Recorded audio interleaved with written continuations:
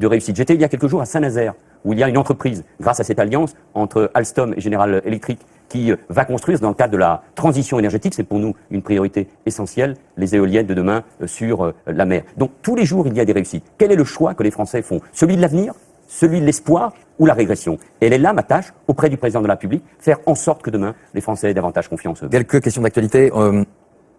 C'est normal qu'on vende un aéroport en France à des Chinois. Certains Français s'inquiètent de ce type de décision.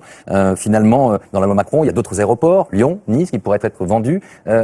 C'est quoi? Ce sont des cadeaux faits à M. Juncker? Ce sont finalement des éléments finalement où on se rapproche de la Grèce, où on vend une partie de notre patrimoine? Certains Français s'interrogent et c'est peut-être légitime. L'aéroport de Toulouse, puisque vous en parlez, il va rester majoritairement dans les mains des collectivités territoriales et de l'État. C'est une part qui est ouverte au capital. Toulouse, où il y a Airbus.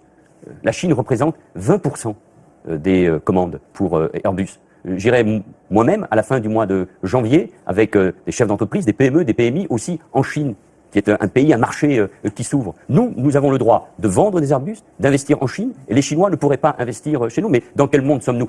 Faute d'avoir expliqué souvent à nos compatriotes quelle était la réalité du monde et de son économie, on s'est parfois trompé. Donc oui, il faut assumer que nous vivons dans une économie ouverte, et en même temps, nous préservons bien sûr nos intérêts fondamentaux. Ce que nous faisons pour un aéroport, nous ne ferons pas évidemment dans d'autres filières. Je pense par exemple au nucléaire. Autre question d'actualité, l'aéroport de Notre-Dame-des-Landes, le barrage de Sivens, provoque souvent des réactions. On va regarder un